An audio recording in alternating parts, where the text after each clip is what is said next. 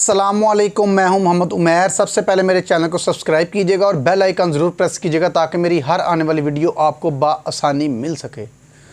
दोस्तों, भारत शायद दुनिया का वो पहला मुल्क है, बल्कि मैं शायद नहीं कहूँगा, मैं कहूँगा कि भारत दुनिया का वाकई एक वाहिद मुल्क है जो क्रिकेट से पैसा कमाना जानता है, जो क्रिकेट को अपने अवाम के दिलों के अंदर बसाना जानता है, जो क्रिकेट लवर्स को पैदा करना जानता है, जो दुनिया क्रिकेट के बड़े बड़े खिलाड़ियों को पैदा करना जानता है, जो अपनी अवाम के अंदर क्रिकेट की मोहब्बत को डालना बिल्कुल जानता है। ये सिर्फ दुनिया में वाहिद एक कंट्री भारत है जो ये सारे काम कर सकता है। अब देखें कि क्रिकेट से पैसा कमाना सबसे बेहतरीन हिकमत अमली अगर किसी मुल्क के पास है ना, क्रिकेट से पैसा कमाने की, तो वो भारत के पास है। मैं ज़्यादा तफसील में नहीं जाऊंगा, लेकिन एक दो बात मैं आप लोगों की अर्ज़ करता चलूं कि ये कैसे मुमकिन है कि एक भारत ही ऐसा मुल्क है कि जो क्रिकेट से पैसा कमाना जानता है। हम बेशक भारत के ऊपर ये इल्ज़ाम लगा दें कि जी बीसीसीआई का असर रसूख आईसीसी के ऊपर है, या इंग्लैंड क्रिकेट बोर्ड के ऊपर है, या ऑस्ट्रेलिया के क्रिकेट बोर्ड के ऊपर बीसीसीआई का असर रसूख है, या एशियन क्रिकेट बोर्ड के ऊपर भी भारत का असर रसूख है, तो इसमें कोई दो राय नहीं है, बिल्कुल ऐसा ही है। क्योंकि वो तगड़ा है, उसके पास पैसा है, और पैसा उसने क्रिकेट से ही बनाया है। अब एक दो मिसालें मैं आप लोगों के सामने रखता हूं कि ये किस तरह जो है पैसा कमाता है भारत। आप कल का फाइनल देख लें, इंडियन क्रिकेट टीम का जो कल फाइनल न्यूजीलैंड के साथ हुआ अहमदाबाद में नरेंद्र मोदी स्टेडियम के अंदर, वहाँ पर इंडियन जो बोर्ड है उसने बड़े बड़े नामों को दावत दी कि आप मैच देखने के लिए आएँ, जिनमें महेंद्र सिंह धोनी था, रोहित शर्मा था, उसके अलावा कपिल देव था, और तो और जय शाह जो आईसीसी के चेयरमैन हैं, उनका जो वालिद साहब हैं होम मिनिस्टर इंडिया के, वो अमित शाह, वो भी कल स्टेडियम में मौजूद थे। इसके साथ साथ आपने देखा होगा कि अक्सर औकात ऐसा होता है कि इंडियन क्रिकेट टीम के साथ साथ इंडियन जो बॉलीवुड के एक्टर्स हैं ना, वो भी वहाँ पे मौजूद किए जाते हैं। यानी कि बड़े बड़े जो सेलिब्रिटीज़ होती हैं ना, बीसीसीआई उनको दावत देता है किसी भी बड़े मैच में। इंडिया में अगर फाइनल हो या सेमीफाइनल हो, पाकिस्तान के 2011 के वर्ल्ड कप का सेमीफाइनल ही ले लें, तो इन्होंने बड़ी बड़ी जो सेलिब्रिटीज़ हैं उनको दावत दी होती है कि आप मैच देखने के लिए आएँ। यहाँ तक कि हमारे वज़ीर-ए-आज़म साहब भी 2011 के सेमीफाइनल को देखने के लिए चले गए थे। और जब इस तरह की सेलिब्रिटीज़ को आप दावत देते हैं ना, तो फिर जो अवाम का असर रसूख होता है ना, वो डेफिनेटली उस मैच की तरफ हो जाता है। आप देख लें कि इंडियन अवाम सिर्फ क्रिकेट से नहीं बल्कि अपने बॉलीवुड एक्टर से भी मोहब्बत करती है।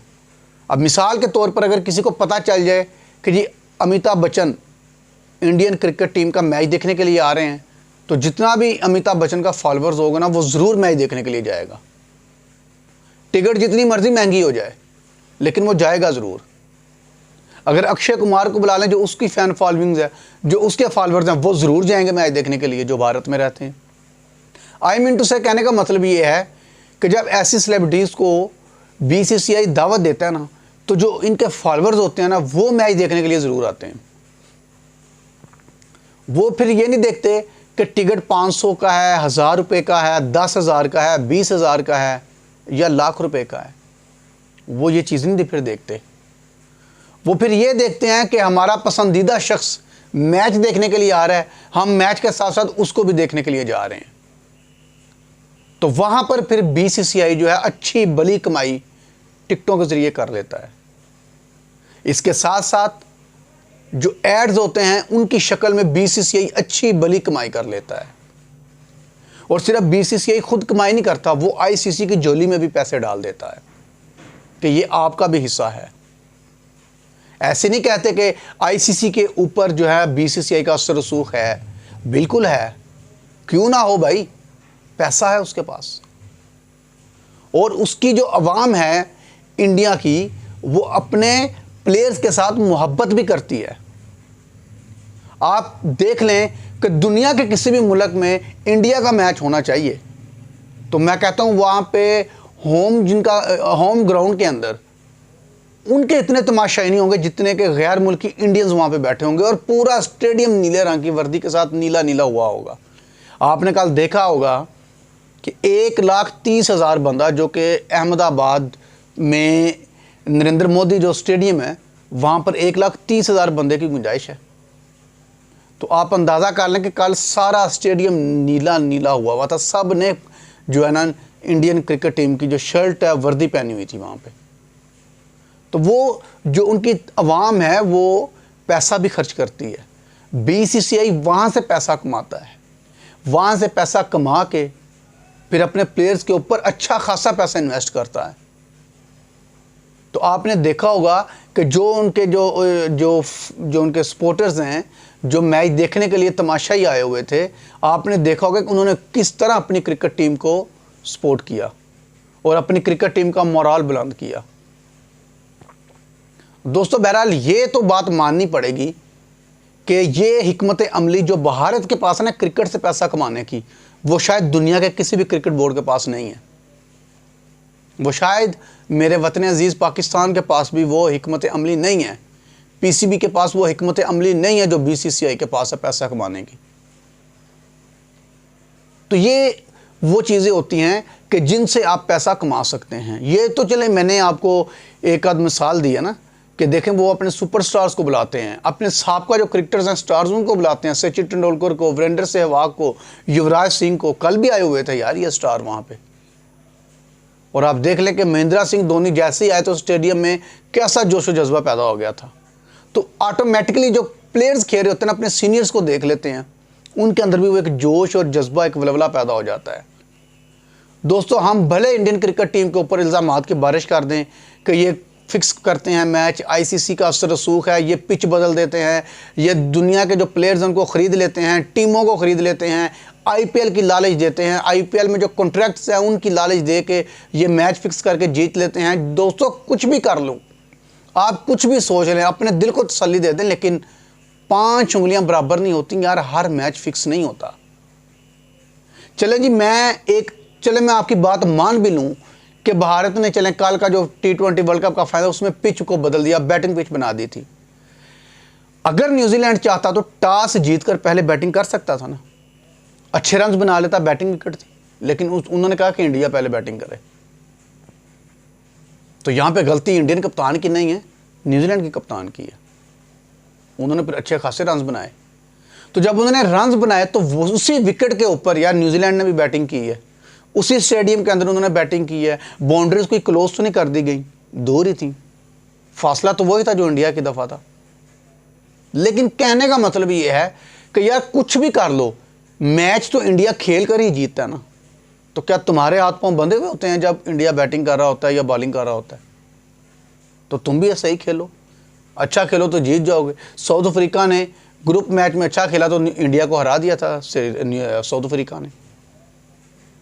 तो बहरहाल ये मेरी गुफ्तगू का मौजू खैर ये नहीं था, लेकिन बहरहाल बताना ये चाह रहा हूँ कि इंडिया से कुछ ना कुछ सीखना चाहिए पीसीबी को कि इंडिया कैसे पैसे अर्न कर रहा है।